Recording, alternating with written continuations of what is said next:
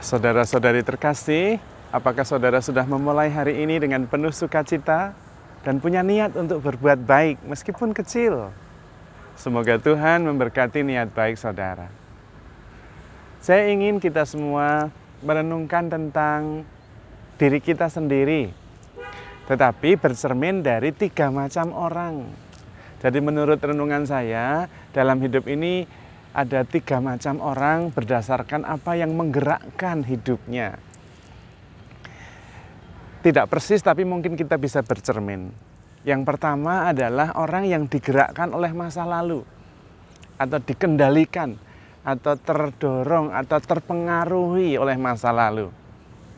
Entah karena masa lalu mengalami trauma, kekecewaan, diabaikan, atau apapun yang dialami. Tapi intinya masa lalu itu yang mengendalikan. Sehingga hidupnya diwarnai oleh kekhawatiran, oleh ketidakpercayaan, oleh ketakutan, dan juga oleh kemunduran. Karena seperti masa lalu itu menahan terus sehingga dia tidak bisa maju, malah ke arah mundur.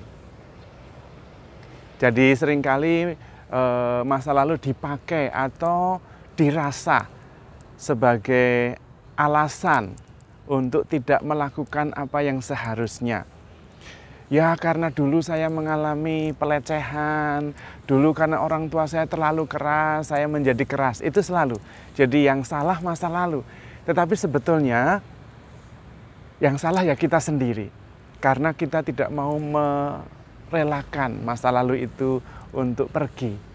Padahal sudah berlalu. Tetapi masih terus menguasai diri kita. Itu tipe orang yang pertama. Biasanya orang ini tidak maju-maju. Menemukan banyak alasan karena pengalaman masa lalu. Dan warnanya yang dominan adalah kekhawatiran. Mudah-mudahan Anda tidak termasuk golongan yang dikuasai, digerakkan oleh masa lalu. Yang kedua adalah orang yang tidak fokus karena tidak mempunyai tujuan yang jelas dalam hidupnya. Dan karena itu dia digerakkan oleh kiri dan kanan. Dia ditarik oleh ke kiri dan ke kanan. Gampang sekali terpengaruh oleh teman. Gampang sekali terpikat oleh sesuatu yang menarik. Kalau dalam perjalanan biasanya orang ini tidak sampai-sampai. Karena ada satu tempat yang menarik dia belok, lihat. Lalu ada tempat yang lain lagi, belok lagi, akhirnya nggak sampai-sampai. Dan lupa akan tujuan yang semula. Biasanya memang orang seperti ini kalau mengerjakan sesuatu tidak pernah tuntas, tidak selesai. Karena tidak punya motivasi yang kuat untuk mencapai tujuan. Begitu mudah terganggu oleh hal-hal yang ada di kiri dan kanannya.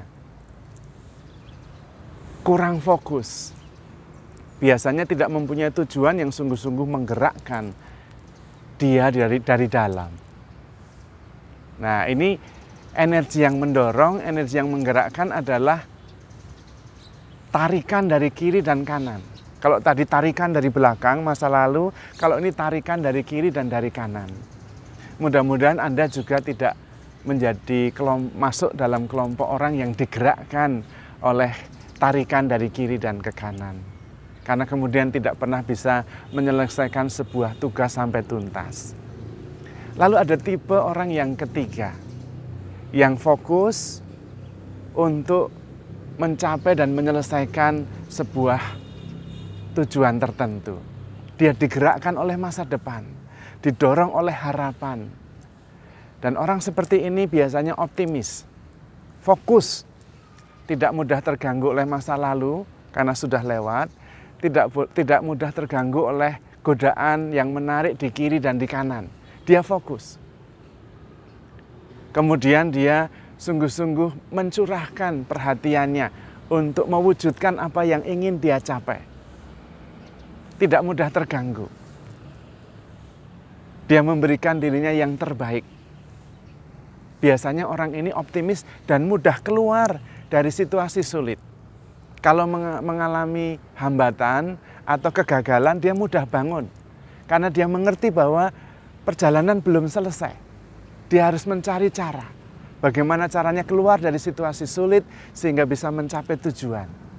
Ini energi yang menggerakkan adalah tarikan dari depan, yaitu cita-cita, harapan yang sudah jelas dia bayangkan. Mudah-mudahan Anda termasuk orang yang sungguh-sungguh diarahkan dan digerakkan oleh masa depan, oleh harapan yang sungguh baik. Nah, dari ketiga tipe orang ini sebetulnya ada dua dasar yang membuat mereka berbeda. Orang yang pertama dan yang kedua, yang pertama yang digerakkan oleh masa lalu, yang kedua yang terganggu digerakkan oleh motivasi kiri dan kanan, tarikan ke kiri dan ke kanan, biasanya adalah memang orang-orang yang tidak merasa bertanggung jawab atas dirinya. Artinya dia selalu menyalahkan apa yang sudah terjadi di masa lalu. Padahal yang bertanggung jawab atas dirinya ya dia sendiri. Dia membiarkan dirinya dikuasai oleh masa lalu. Kalau yang ke kiri ke kanan ya dia membiarkan dirinya ditarik ke kiri dan ke kanan. Sehingga dia tidak bisa memutuskan sendiri apa yang perlu bagi dirinya. Berbeda dengan orang yang ketiga, yang digerakkan oleh masa depan. Orang ini sungguh-sungguh menguasai dirinya. Dia bertanggung jawab atas dirinya. Dia tidak menyalahkan orang lain, tetapi fokus mencari solusi.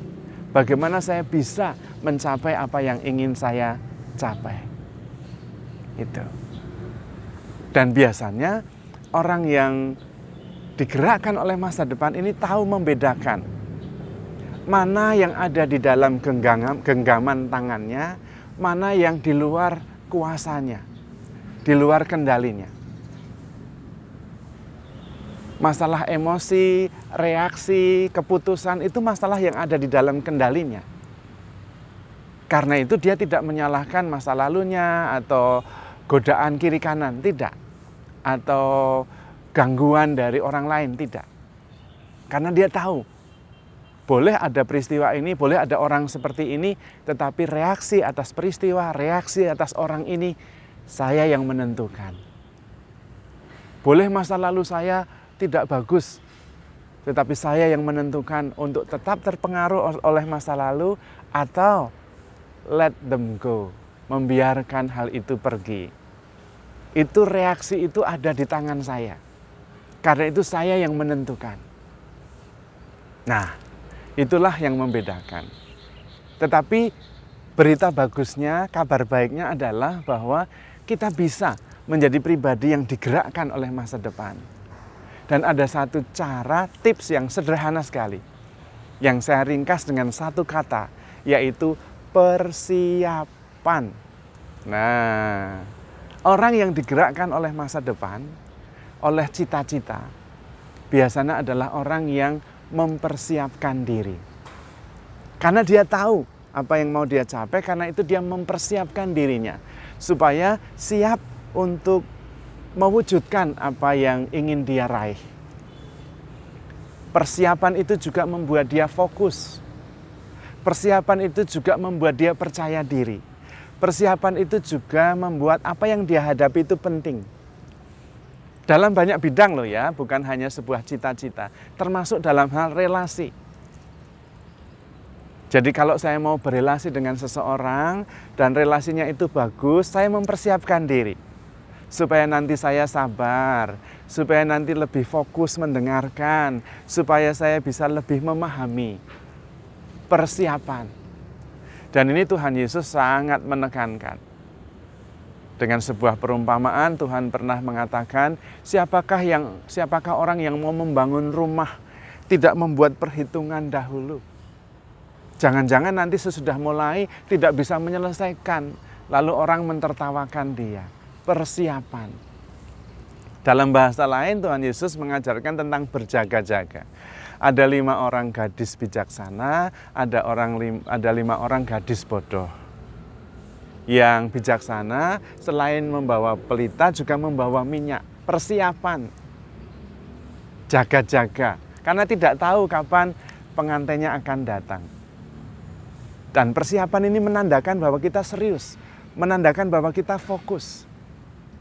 Termasuk dalam segala bidang. Pekerjaan ya begitu, relasi ya begitu. Karena memang kita itu mendapat apa yang kita dapat bukan karena kita ingin. Kita mendapat apa yang kita dapat bukan karena kita mau saja. Tetapi kita mendapat karena memang kita pantas mendapatkan. Dan pantas mendapat itu karena kita sudah siap. Dalam segala bidang, pekerjaan. Kalau kita sudah siap mendapat pekerjaan, maka kita akan dapat pekerjaan itu. Dan pekerjaan itu justru akan membuat kita makin bertumbuh. Karena kita siap. Tapi kalau tidak siap, meskipun kita sudah dapat pekerjaan itu, terbukti bahwa kita tidak mampu melaksanakannya. Akhirnya nggak dapat. Entah kemudian tidak dipercaya, atau bahkan bisa dipecat. Efek terburuknya itu karena tidak siap. Juga dalam relasi. Tidak siap kita berelasi, tidak mampu menerima kekurangan pasangan kita, tidak mampu memaafkan kesalahan. Nah, kita tidak siap. Maka persiapan itu penting sekali. Menandakan bahwa yang kita hadapi itu penting. Menandakan bahwa yang kita hadapi itu perlu fokus. Dalam relasi juga seperti itu. Kita sudah punya relasi, tapi masih kesana kemari. Punya teman ini, punya teman itu, ya energinya habis, tidak terfokus pada relasi itu. Dan kemudian mengeluh, kenapa relasi saya tidak bagus? Nah, tidak ada energi ke situ. Digerakkan oleh kiri kanan dan masa lalu. Karena dulu masa lalu saya mempunyai trauma begini. Lah, yang mengendalikan masa lalu. Maka perlu persiapan dalam segala hal. Pekerjaan, relasi, persaudaraan. Bahkan beribadah. Misa kalau sudah persiapan itu hasilnya beda. Ada istilah yang mengatakan from pillow to the predella. Dari bantal ke altar. Ayah nggak dapat apa-apa, itu artinya nggak siap. Baru bangun tidur langsung berdoa, misa, ya nggak siap. Perlu persiapan, mau misa juga perlu persiapan. Membaca dulu bacaannya, berdoa dulu mohon supaya fokus dan terbuka. Menyingkirkan dulu gangguan-gangguan, sehingga ketika firman dibacakan, waduh menyentuh hati menjadi rema. Ketika menyembah Tuhan sungguh-sungguh sepenuh hati, persiapan. Persiapan. Persiapan juga membuat kita percaya diri. Coba Anda ingin tampil, dan tiba-tiba tidak siap, terus suruh tampil. Wah, ya enggak percaya diri. Tapi kalau diminta tampil terus menyiapkan dengan baik, ini nanti urutannya seperti ini. Saya akan menggunakan kisah ini untuk masuk dalam presentasi saya. Wah, jadi percaya diri. Persiapan juga membuat kita expert, ahli, dan kemudian kita bertumbuh. Maka penting persiapan, terutama mempersiapkan hari, dan terutama juga mempersiapkan diri. Persiapkanlah diri Anda menjadi orang sukses. Persiapkanlah diri Anda menjadi orang yang bahagia. Persiapkanlah diri Anda menjadi orang yang murah hati. Persiapkanlah diri Anda menjadi orang yang terampil berelasi. Persiapan, persiapan. Supaya kita digerakkan oleh masa depan dan fokus. Sehingga apa yang kita inginkan sungguh-sungguh bisa kita wujudkan dan terjadi. Terutama karena kita tidak pernah ditinggalkan sendiri oleh Tuhan. Karena Tuhan adalah Immanuel yang selalu menemani dan membimbing kita. Karena Tuhan sangat mengasihi kita. Maka handle yourself with care because you are loved. Tuhan memberkati.